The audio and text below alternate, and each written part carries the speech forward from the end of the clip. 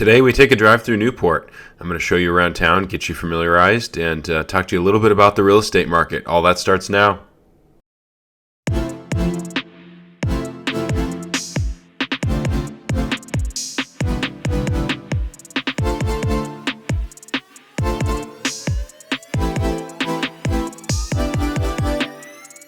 Today I'm excited to drive you through Newport because this is one of the best towns along the Oregon coast.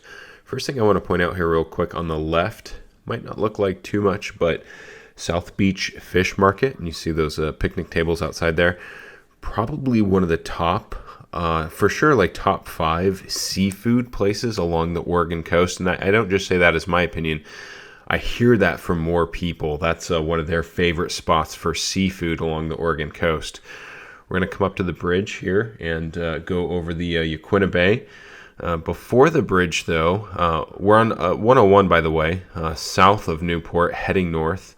On the right side, there are some attractions there. That's where the Oregon Coast Aquarium is. We do have a video on that if you want to check that out a little bit more. It's also where you're going to find NOAA and the Hatfield Marine Science Center, which is part of Oregon State University. And the primary campus for Oregon State University is going to be in Corvallis, which is exactly an hour east of here. So a lot of people come from Corvallis to Newport.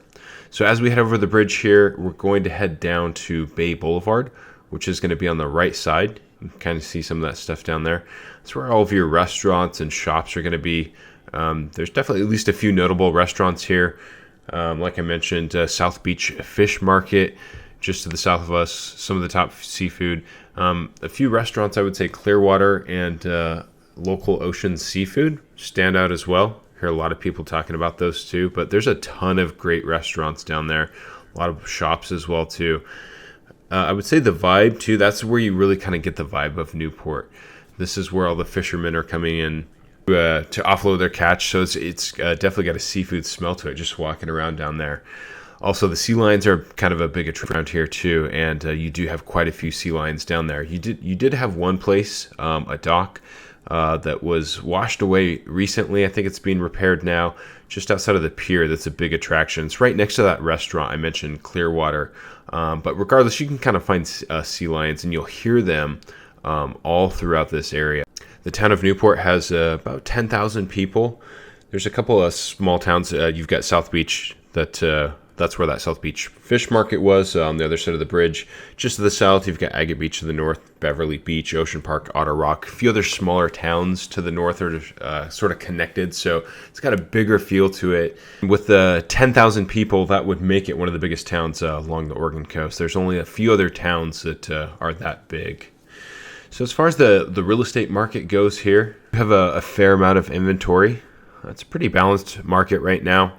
It mostly leans towards a seller's market for a lot of the Oregon coast.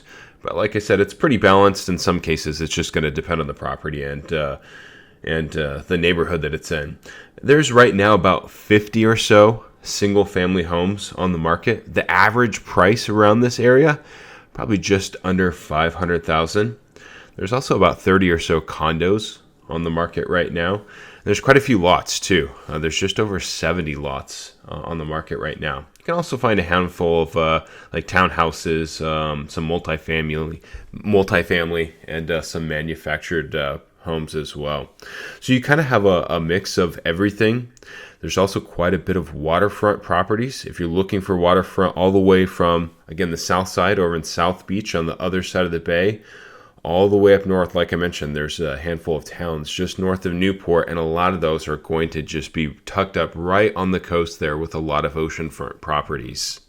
And by the way, welcome back to the channel, or if you're new to this channel, living on the Oregon coast, my name is Seth Marchant. I'm a licensed broker in the state of Oregon. We make these videos so people can get a better feel as to what it's like to eat, sleep, play, live, work, all the pros and cons of being on the Oregon coast. And if you're somebody that's thinking about moving or relocating to the Oregon coast, we help people do that.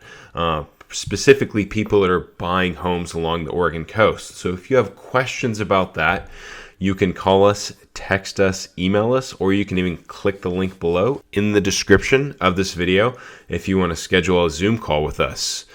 Beyond that, if you want to see more videos like this, make sure and subscribe to us. And if this video helped you, make sure and give us a like. Lets us know we're doing a good job.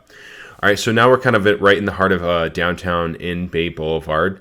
As you can kind of see, you've got congestion here. You've got commercial trucks in here picking up and shipping out some of those fresh seafood catches. This area is really known probably for seafood, is really as much as anywhere else along the Oregon coast. I guess you might expect that from a town called Newport, right? Anywhere called Newport is probably going to have some pretty good seafood. I didn't catch the season, but I understand The Deadliest Catch, if you watch those kind of shows. They had a season here. It was called Dungeons Cove here in Newport. This is also where the the Newport Wine and Seafood Festival takes place. There's a wine and seafood festival in Astoria. It's pretty good, but Newport attracts more people. It is a larger festival. Is probably, in my opinion, one of the top events along the Oregon coast every year. So it attracts people really from all over the state. It actually takes place on the other side of the bay, where Rogue is, where the aquarium is that I mentioned, where we kind of started this video at. We do have a separate video on that if you do want to check that out. The town is definitely very lively around that time. One of the great things about that event is that there's buses that are provided that pick people up all across town. There's a bus route you can pick up to see where the buses go, but there's quite a few places they go, pretty much everywhere throughout town. So regardless of where you're staying, you can kind of walk to a place where the bus can pick you up, take you over the bridge. Most of the places people are being picked up are going to be on the north side, so usually taking you over the bridge to the other side to that festival, and avoiding all these people drinking and driving. So you see a lot of people around town walking to those bus stops, hanging around at the bus stops, and of course enjoying everything else that the town has to offer. So it really comes alive during that weekend. Usually Thursday to a Sunday is about how long that event takes place. Now I'm going to circle us back up to the 101 and head north for a little bit. A few more things about the town.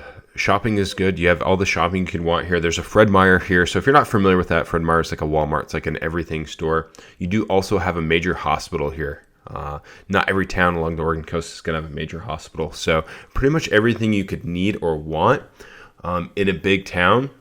You do also have kind of some smaller town living. Like I mentioned, there's some smaller communities just to the north of here. There is also some smaller towns just to the east of here too, Toledo being one of them. If you want to be on or near the river, kind of just inland a little bit further. If I had to pick a few inland towns that are good to live in along the Oregon coast, that aren't too small and aren't too far away from everything, Toledo would probably be one of them. So you kind of got something for everybody. All right, I'm going to let you go now. We're going to go a couple more miles north on the 101 here so you can kind of see the rest of town. Again, if you have questions about moving to this area or really anywhere along the Oregon coast, you can always call, text, email, or click the link below if you want to hop into our calendar and schedule a Zoom call with us. And remember, if you want to see more videos and get a better feel for what it's like to live along the Oregon coast, make sure and subscribe to us. And if this video helped you, make sure and give us a thumbs up.